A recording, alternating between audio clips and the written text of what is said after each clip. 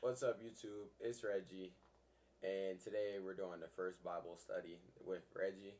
That's a new series I'm gonna be starting every day. I read my Bible, or try to read like a chapter, or however much I feel like, what I'm saying, honestly.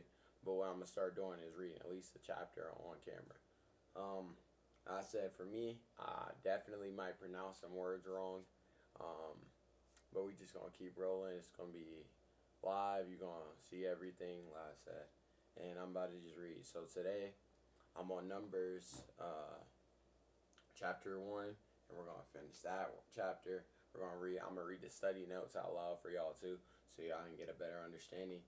And then I'm gonna just basically break down how it relates to my life or the connection I take from it. So let's get right into it. Alright, so Numbers starts with, and when King Arad the Canaanite, which dwelt in the south, heard tell that Israel came by the way of the spies, that he fought against Israel and took some of the prisoners.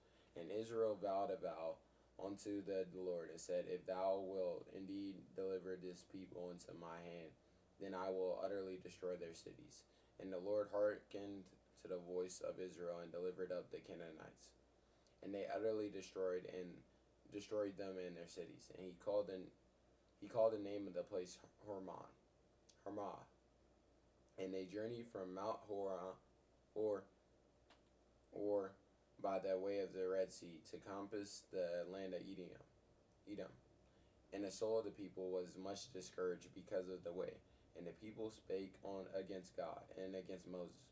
Wherefore have ye brought us out of Egypt to die in the wilderness? For there is no bread, neither is there any water, and our soul loatheth this light bread. And the Lord sent fiery serpents among the people, and they bit the people, and much people of Israel died. Therefore the people came to Moses and said, we have sinned, for we have spoken against the Lord and against thee. Pray unto the Lord, and that he take away the serpents from us. And Moses prayed for the people. And the Lord said unto Moses, make thee a fiery serpent, and set it upon a pole, and it shall come to pass that every one that is bitten, when he looketh upon it, he shall live. And Moses made a serpent of brass, and put it upon a pole, and it came to pass that if a serpent had bitten any man, when he beheld the serpent of brass, he lived.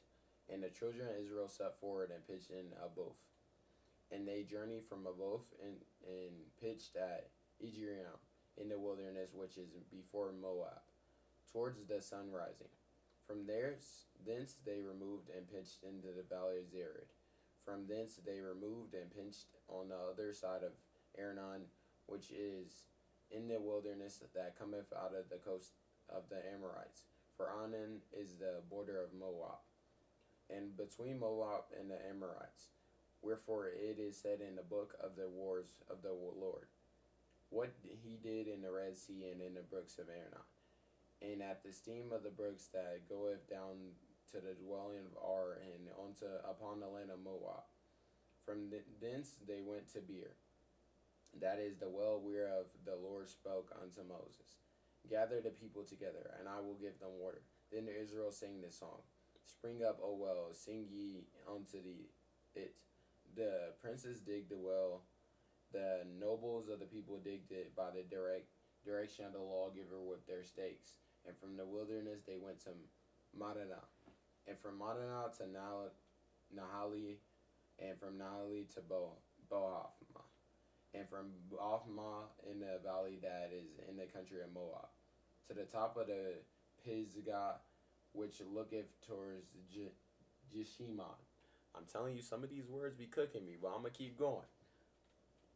And Israel sent messengers unto Sihon the king of the Amorites, saying, let me pass through thy land. We will not turn into the fields or turn into the vineyards.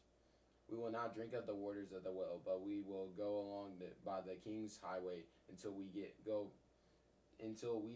be past thy borders. And Sihon would not suffer Israel to pass through his border.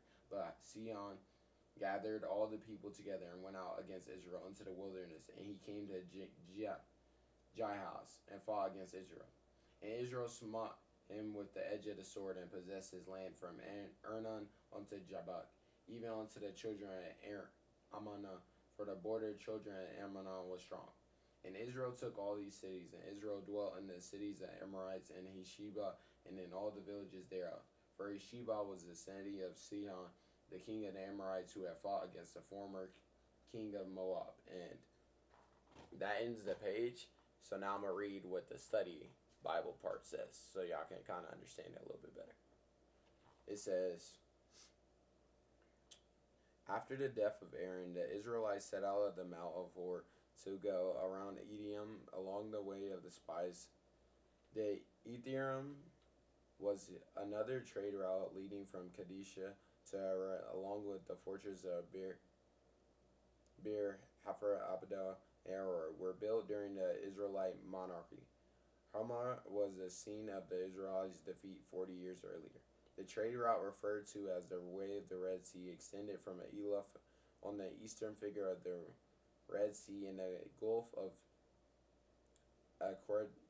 Qadab, northway through the Araba to the Dead Sea. Hence, the desert route would have the Israelites approaching the northern end of the Abra from the southwest, then crossing the Abra between Tamar and Zalmunna. For the seventh time, the people spoke against God and against Moses. Their words were the same monstrous complaint about food and water. God's judgment against the people came in the form of fiery serpents, likely the serpent viper. The Lord directed Moses to make a fiery serpent and set it upon a pole as an antidote for those who had been bitten by the snakes. Those who looked at this snake image would be healed by faith in God's provision, not by faith in the graven serpent. The bronze snake, however, was preserved in Israel for about 700 years until it was destroyed by King Hezekiah. John's gossip cited Jesus' use of imagery as a metaphor for his crucifixion. The pattern of the Israelites' journey was from south to north and around the area occupied by the Edomites. They departed from Mount Hor through Zalmunna and Punah, which are not mentioned here but are in Moses' recording stages of the journey. They continued through Oboth into the upper Abra, south of the Dead Sea, located near the edge of the Moabite region. The book of the wars of the Lord was apparently an early source of Israelite documentation of God's victory on behalf of his people. This source is otherwise unknown in the Old Testament. The mention of brooks is indicative of the Arnon River Gore. Or of Moab was a city probably south of the Arnon. The epic narrative poem sung by Israel continues the journey motif from this well where the Israelites did not complain about lack of water. They journeyed to the sites of the Madana, Nahaliah, and Bathma, a valley in the Moab countryside, and the peak of Pisgah mountains which overlook Jeshimah. Translators and commentators alike have faced the problem of whether these are genuine place names or just descriptive terms. Poised on top of the Mount Nebu is in the Pisgah mountains.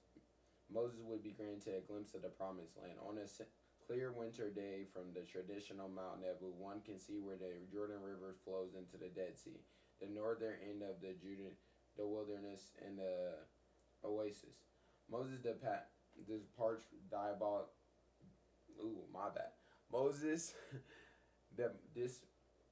Moses dispatched diplomatic envoys to Sihon, king of the Amorites, to negotiate rights of passage northward along the King's Highway, then westward down the hills to the shores of the Jordan River. The Amorites were a large ethnic group that formed an upper Mesopotamia near the end of the Bronze Age, about 2,300 or 2,000 BC. Just as the king of Edom had refused to grant the Israelites passage through his territory, so too Sihon, the conqueror of Moab, would not suffer Israel to pass through his border, but his military attempt to block the advance of Israel was met with a resounding defeat, a victory that would be remembered throughout Israel history. The Aramite war oracle song, which the Israelites adapted for singing about their victory over the great conqueror Sihon, denounced the Moabs and their god Shemash. Portion of this song would be recounted in the prophets. So for this specific, these 2 pages that I read so far, I would say that what I learned from it and what I can kind of relate to my own personal life is definitely the the questioning of the Lord, like, because these people, you have to think about it like this: these people at the time, the Israelites, are stranded. They in a place where they've never been. You know what I'm saying? In the desert, and they don't have water or food. So they're questioning God instead of, this is where the faith part comes in. Like I said, God has always provided for them when they actually asked. But instead of asking for it, they automatically went to, why would God bring us out of Egypt if He was going to let us die? So that's why God sent the serpents, which was a sign of basically a punishment for their disobedience. And even then, He gave them mercy in a way, because He gave them um, the serpent to look at, and those that were healed by it were healed not because of the serpent, but by the faith in God being able to heal them. So it just shows that God is forgiving, because at the end of the day, He could have easily just left the people to let them all die, you know. And even the serpents was to teach them a lesson. Like, at the end of the day, He's teaching them a lesson to not to believe in Him and not to lean on their own understanding, which I feel like is natural for not just those people, but for in humans in general. Like, it's easy for us to try to lean on our own understanding and be like, oh, well, I'll get out of this situation, or to question God and be like, God, like, what is happening? You know what I'm saying? But when you ask for questions, He might not automatically answer. But at the end of the day, God's always gonna make a way, and you gotta just trust that. So when they were having this lack of faith, that's why these other events happened. And a big thing, see, I already finished the Bible, so I kind of already know. But in this story, they were supposed to, it wasn't supposed to take them as long as it took to get to the promised land, but it took a lot longer because of their lack of faith in God. If they just fully believed and trusted what He said, that He would bring them to the promised land, and just deal with the trials and tribulations, and just, instead of doubting God, if they came to God with their problems and laid it out like that, He could have helped them and showed them signs or led them in the right direction. But instead, they're getting punished because they just show a complete lack of faith. That's what it's. I think it's breaking means.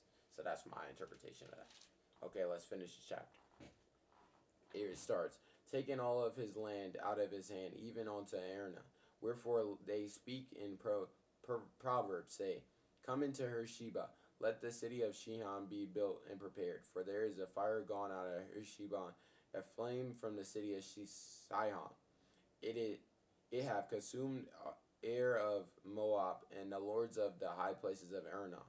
Woe to thee, Moab! Thou art undone, O people of Shemash. He have given his sons that escaped and his daughters into the captivity unto the Shihon, the king of the Amorites, and we have shot at them. Heshbon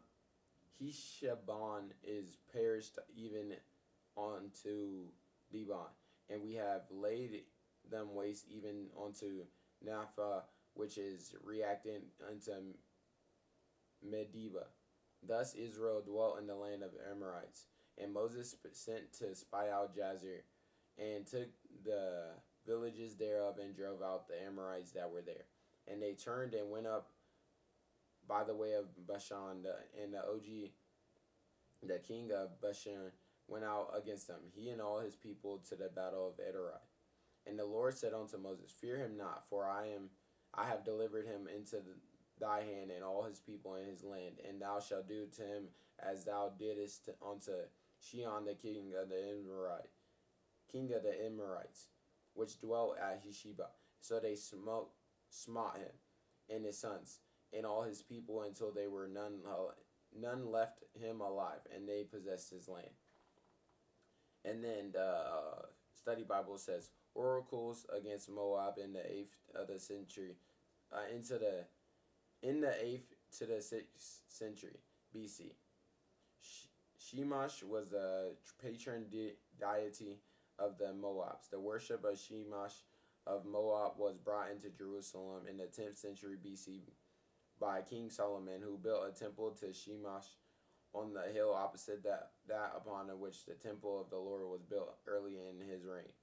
Jazer may have come under Amorite domination, the expansion of Sion or Og in the Amorites region. Jazer was both the name of the region and its principal city. The town of Jazer was located in the valley of Wadi Kefren, which flows down towards the Jordan River. The capital of Og, the king of Bashan, was located at Astroth, situated on the north tributary of the Yumak River. The battle ensured at Edrei, generally associated with modern Dira, the Sinai Jordanian border, about 30 miles east of the Sea of Galilee. Thou no other battles in this campaign are recounted in number. 60 cities from the kingdom of Og Bashima were subject in the stipulation of holy war. This passage contains the account of Balaam, a renowned pagan divination expert, and his oracles of blessing upon Israel. As the very antithesis of the great prophet Moses, this prophet saw Israel's demise at the bidding of the Moab king Balak. Instead, Balaam was used by God in a manner like Moses to pronounce future divine blessing for Israel. So, my understanding of this last passage is that basically, I say, even though the people didn't have full faith in God the whole time, he helped them win wars, because these people like that wouldn't let them in the land because they're trying to get to the promised land. They're not even trying to take over their land. They were trying to get through their land to get to the path, to the promised land. And these people are in the way, and obviously they would have to go through their cities. These people are so against the Israelites at this time that they are willing to smite them, which smite in the Bible is kill. That's what it means in basic terms. But they were willing to smite the Israelites, so basically kill and try to harm the Israelites to not make sure they didn't get through. So that's why the Lord is helping them and giving them the strength to beat these people. And basically, you know what I'm saying, they wanted to kill them, he's killing these people so that they can get through the land, and eventually they're taking over the land, because now you just, you know what I'm saying, did they thing, you know what I'm saying, and the people gone now. So like I said, basically it's saying that in the end, the Lord's going to prevail regardless. Like, God is going to prevail. And these other people serve a God too. Like, God never, in the Bible, it never says that there isn't other gods. Like, oftentimes it's mentioned that there is other gods. But God, Yahweh, see, I got to put the name like Yahweh, which is the God I serve. And that we should all serve, because that's the only true God. And he's proved time and time throughout the Bible. And if you read the Bible, you'll see this, that there's other gods, but these gods don't compare. Because at the end of the day, God made the world. He built it, you know what I'm saying? And if you read the Bible, you can see like how it started and everything like that. But he created everything in the world. So these other gods, while they might exist, they don't have nowhere near the power that the God that we serve has. So throughout the Bible is constant reminders. Like, through these battles, these other gods are used. The people that they're fighting, like the enemies of God, they are relying on these other gods, which is why they get defeated every time, and why they get smited every time.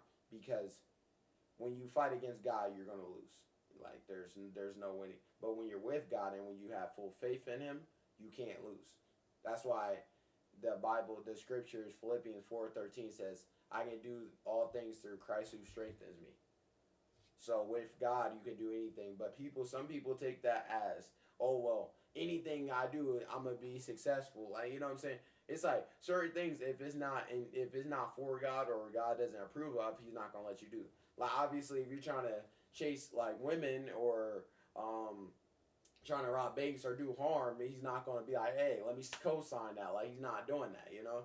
So you gotta obviously use judgment on that. But like, as far as your goals, as long as you, like, even my goal to be pro, like, to a lot of people that might be far outreach, but I done talked to God, he said I could do it, and now I'm putting in the work. Every day I show up, I grind harder, and I push myself. So I wholeheartedly have faith that it's going to work out in the end. That's why I'm not worried about it. Because at the end of the day, people said I wouldn't be as good as I am today because I didn't play on teams. Now, it's to the point where people be like, oh, where'd you play? it's like I haven't played since, you know what I'm saying? Since legit. So it's just putting in the time. Like anything you really put your mind to and trust God on and ask Him about and really just grind, it's gonna work out. So you can't lose. So that's the scripture for today. I was just doing another scripture. I already read my daily one, but I think Numbers is honestly, some people would like to skip over it, but I think that this specific passage of Numbers really explains and shows how many times God has prevailed and how many times you just have to put faith in God, because I know at times I can see myself losing faith or losing sight of what's important, which is just trusting God. Because it's easy to get anxious, it's easy to fall away, but at the end of the day, God's always there. You just gotta go back to Him. He's still there. He's always calling. Like even I think it says in the Bible somewhere. This is what I'm saying. This is why I want to get through the whole thing so I can just be reciting scripture like this. But it says how God basically chases over. Like even if He loses one person, He'll go seek that person out. Like He seeks it. Like even me. I know for me, I done turned away from God many times. But at the same time, He keeps finding me. He keeps seeking me out. And when I seek God, He's always there. That's what I'm saying. You just got to give Him your heart and seek Him out. So hope this reading helped you today. I know I butchered a lot of words by the end of the day. Like I said, I could easily find an easy scripture to read and read that, but I'm reading what I'm on out loud because, like I said, even though some of the words might be challenging, the message still stays there. That's why even if I butcher some of the words, I'm going to keep reading it. I'm going to keep trying my best because at the end of the day, that's all you can do. And God's telling me I need to share the word, so every day I'm going to get up here and share the word. I hope this helped you. Stay blessed and continue along your own journey.